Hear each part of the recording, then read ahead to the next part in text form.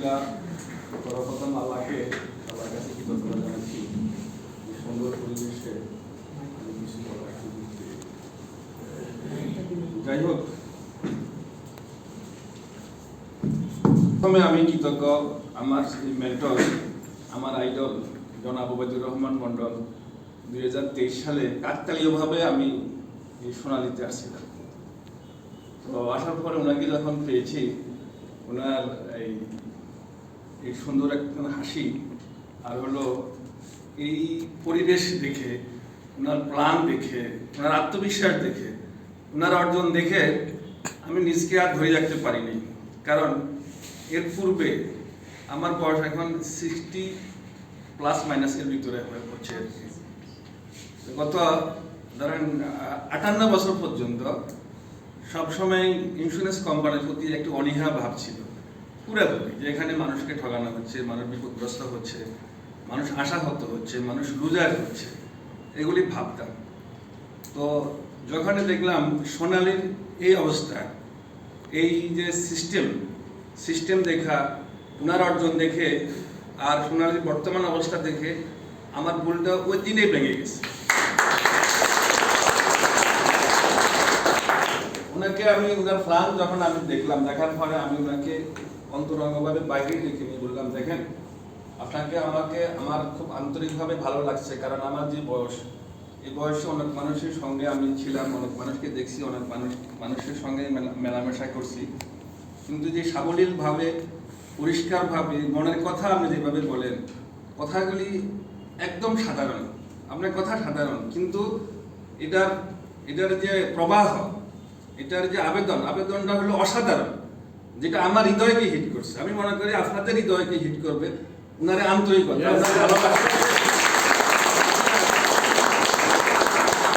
যখন আমাকে এভাবে হিট করলে, আমি গোপনে ডাকি বললাম, আমরা তো দীর্ঘদিন থেকে আসেন সোনালীতে। আমি তো প্রথম জয়েন করে আমি দেখলাম এখানে কেরিয়ার অর্জন করার যথেষ্ট একটা সুযোগ আছে, এটাকে আমি হাতছাড়া করতে চাই না। আমি চাই যদি ভবিষ্যতে এটার কোনো দুরবস্থা বা কোনো ঝামেলা বা কোনো কিছু ঘাটতি থাকে, আপনি আমাকে ক্লিয়ার বলেন। কারণ আমার বাচ্চারা যদি শোনে, এরা তো প্রতিষ্ঠিত, এরা বলবে, বাবা তুমি শেষ বয়সে যাই আমাদেরকে বিপদে ফেলাইলা, এটা কি তোমার ঠিক হলো? যে বিগত দিনে ওদেরকে আমি কত কষ্ট করে বড় করছি, ওরা বড় হয়েছে, আল্লাহ ওদেরকে বড় করছে। এখন ওদের সম্মান রক্ষা করার জন্য আমার যা যা করণীয় আমি তাই করব। ওদের সম্মান একটু ক্ষুণ্ণ হবে, ওই কাজটা আমি কোনোদিন করব না। সেই হিসাবে উনি ডেকে বলে, দেখেন, আপনি এখন তাড়াতাড়ি সিদ্ধান্ত নেওয়ার দরকার নাই, আপনি আমার সাথে কিছুদিন থাকেন। তো আল্লাহ কি মেহরবানি, আমার সুযোগ হয়েছে ওনার সাথে পুরা ডিসেম্বর মাসটা পুরা বাংলাদেশ সফর করে নিয়ে নিয়েছে। 5টা বাজে আমার বাসা আসবে, ঠিক 5টা বাজে, ভোর রাত্রে, শীতের 5টা মানে তো ভোর রাত, ওনার বাসার সামনে হাজির। তো উনি খুশি হইতেন যে আপনি পারবেন। আমি বললাম যে স্যার, যে স্বপ্ন আপনি দেখাচ্ছেন, যে প্ল্যান আমি দেখছি, আমি এটাকে হাতছাড়া করবো না। কারণ যেখানে নেগেটিভ আছে সেখানে পজিটিভ। আমার মতো লোক কি আমি কোনো কোম্পানিতে বা কোনো গভর্নমেন্ট সার্ভিস বা কোনো জায়গাতে চাকরি পাওয়ার সুযোগ নেই। যেহেতু সুযোগ নেই, এখানে আমাকে যে ছাড়ছে কোম্পানি, এখানে কোনো বয়সের ভার নাই, বয়সের সীমা নাই। সোনালী যে সিস্টেম, সোনালী যে কেরিয়ার, সোনালী আমি দেখি একটা সাগর, এখানে যে যত বেশি ফান্ড নিতে পারবে সে ততই গেইন করবে।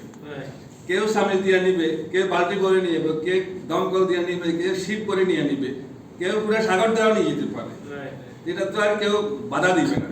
তো এখানে যে সুযোগটা আছে, এই সুযোগ আমি দেখছি পৃথিবীর কোনো জায়গাতে, কোনো পরিবেশে, কোনো প্রতিষ্ঠানে কোথাও নাই। এখানে খালি ব্রেনটা কাজে লাগাইতে হবে আর বিশ্বাস করতে হবে। বিশ্বাসে মিলাই বস্তু তর্কে বহুদূর, এটা একটা ছোটকালে শুনছি। তো বাস্তবে দেখি যে মানুষ যা ভাবে, তা যদি বিশ্বাস করে তাহলে সে তা অর্জন করে। আপনি ভাবতে হবে এবং বিশ্বাস করতে হবে, তাহলে আপনি অর্জন করবেন, যদি আপনি লেগে থাকেন। এই লেগে থাকার জন্য আপনারা কম বেশি, যেহেতু আপনাদের এখানে জয়েনিং এর বয়স কত, 1 বছর প্লাস নাকি কম বেশি? 6 মাস। তো 6 মাস হলে পিছনে আমি অনেক সুবিধা অসুবিধা, দেশের যে অরাজকতা, অনেক বাধা আসছে, বাধাকে আমি অতিক্রম করে চলে গেছি। যেহেতু আমার লক্ষ্য ছিল সোনালীতে আমি এখানে আমার কাজ করব, আমি সোনালীকে জয় করব, সোনালীর শ্রেষ্ঠ জায়গাতে আমি চলে যাবো একদিন ইনশাআল্লাহ। সেই হিসাবে আমার প্রথম বাধা আসছে আমার ফ্যামিলি থেকে, আমার গিন্নি, আমার ছেলেরা, আমার আত্মীয়স্বজন, যে তোমাকে এত ভালো জানতাম, তুমি এখন সফল, তোমার কোনো ঋণ নাই, তুমি কেন সোনালীর মতো জায়গাতে গেছো? আমি বললাম যে তোমরা আমার সাথে আসো, সোনালী প্ল্যানটা বুঝো, যে সোনালী এ পর্যন্ত কোনো মানুষ কি ঠগাছে কিনা, কেউ বিপদে পড়ছে কিনা, কেউ ঝামেলা আছে কিনা, সোনালীর প্রতি কোনো কমপ্লেন আছে কিনা। যদি কমপ্লেন থাকে তাহলে আমি ধারে কাছে যাওয়ার সুযোগ নেই, অন্য মানুষ যদি যায় আমি তাকেও আটকাবো। আর যদি এখানে কেরিয়ার অর্জন করার সুযোগ থাকে তাহলে আমি এখানে কেন যাবো না? এখানে হালাল বৈধ ভাবে কাজ করলে আমি নিজে ভালো থাকবো, আমার ফ্যামিলি আরো ভালো থাকবে, আমার আশেপাশে যারা আছে এদেরকে দান করার সুযোগ খাবো। আমার দেশের বহু মানুষ, আমার বাড়িরও গ্রামে ঋণে গ্রস্ত, এমন ভাবে ঋণ হচ্ছে, বুঝে না বুঝে ঋণ করে, খামাকা ঋণ করে, বিদেশ থেকে টাকা নিয়ে আসে 10 লাখ 30 লাখ টাকার বাড়ি করে 20 লাখ টাকা ঋণ হয়ে পরে সর্বস্ব, জায়গাও থাকে না, কাজও থাকে না। এই যে এরা না বুঝার কারণে এই বিপদগ্রস্ত। তো এই লোকগুলিকে আমাদেরকে, আমি যদি ভালো থাকি, আমি যদি সফল হই, তাহলে আমার কথা ওরা শুনবে, ওরা বিশ্বাস করবে, আমার শত্রুরা আমাকে দেখে আরো বিপদগ্রস্ত হবে। আমি চাই আমি তখন সফল হব, ফাইন্যান্সিয়ালি সলভেন্ট হব, আমার ফ্যামিলি ভালো থাকবে, আমি ভালো থাকবো, আমার দেশ ভালো থাকবে, আমার শত্রুরা দিনে দিনে ছুপছে যাবে, যে আমরা যত শত্রুদের করলাম লাভ তো হলো না, সে তো খালি বড় হতেছে। আমরা যত বড় হবেন, যত সফল হবেন, দেখবেন আমরা শত্রুরা আস্তে আস্তে পিছনে হাঁটবে, যে এরা আর শত্রুতা করবে না। তো সেই হিসাবে আল্লাহ রসুল মেহরবানি আমি আমার কাজ চালিয়ে যাচ্ছি। এবং আজকে হলো শনিবার, গত বুধবার আমার সুযোগ হলো, আমি লক্ষ্মীপুর গেছি বিশেষ একটা কারণে, ছেলেটাকে বিয়ে দেওয়ার জন্য আমি একটা পাত্রী দেখতে গেছিলাম নোয়াখালী বিজ্ঞান ও প্রযুক্তি ইউনিভার্সিটিতে। দেখার পরে ওই ব্যাংকে গেলাম, ব্যাংকে যা দেখি যে সব নার্ভাস। কেন? যে 18 লাখ টাকা একটা গোলমাল লেগে আছে সোনালী ব্যাংকের, আমাদের লক্ষ্মীপুর একটা ব্রাঞ্চে। তো ম্যানেজারের সাথে আমি বসলাম যে কেন, কি হলো? বললো যে এই অনলাইনে পে অর্ডার দেওয়ার কারণে এটা হলো ওই যে সাব রেজিস্ট্রি অফিস থেকে পে অর্ডার দিয়ে দিয়েছে, এখানে গোলমালের 18 লক্ষ টাকা নাই। এখন এটা কোথায় কি করবো? আমি এখন খালি চারিদিক থেকে বগা খাইতেছি, দমক খাইতেছি, আমি সামথিং নার্ভাস। আমি বললাম একটু ঠান্ডা হন। তো কফি আর চা দুজনে খাওয়ার পরে ওনার সাথে আমি বসলাম, এখানে তো আপনার তো কোনো ভুল নাই, এটা সাময়িক সিস্টেমের ভুল। এখানে যেহেতু পে অর্ডার, এখানে ক্যাশ টাকাও না, এখানে চুরি করার বা লোপাট করার কোনো সুযোগ নাই, এখানে মিসআন্ডারস্ট্যান্ডিং বা ভুল, এটা আপনি আলোচনা করেন, আপনি দুস্থ অফিসারকে জানাই, ওনাকে ঠান্ডা করলাম। ঠান্ডা করার পরে ওই ব্যাংক ছুটি হলো, আমার ছেলেকে নিয়ে আমি যখন বাইর হলাম, তো বললাম যে ওনার গ্রেড কত? ম্যানেজার সাহেবের গ্রেড হলো বর্তমানে 6 গ্রেড। 6 গ্রেডে ওনার সম্মানী কত? সর্বসা করলে বললো যে 52,000 প্লাস মাইনাস। একজন ব্রাঞ্চ ম্যানেজার সোনালী ব্যাংকের, তার কত বড় পাওয়ার, সে নিজেকে কত বড় মনে করে, অথচ তার অনারিয়াম বা স্যালারি বা রিমুনারেশন কত? মাত্র 52,000 প্লাস মাইনাস। তার এক্সপিরিয়েন্সের বয়স হলো 15 বছর। আমি বললাম বাবা, এই যে তুমি 1.5 বছর তোমার হলো, আমারও 1.5 বছর হলো সোনালীতে। আমি রমজান মাসে আমার 10 দিন থাকতে হয়, আমার 10 দিন থাকি মসজিদে, আর 5-7 দিন কাজ করছি, সেখানে আমার তো এই পরিমাণ টাকাতে আমার অ্যাকাউন্টে ঢুকছে। তাহলে আমি এত পরিশ্রম করি না, এত বড় দায়িত্ব নিই না। এই যে 18 লক্ষ টাকার পুরো ব্রাঞ্চ অস্থির, ভুল হয়ে গেছে, সামথিং মিস্টেক। তাহলে এত বড় দায়িত্ব সোনালীতে নেই।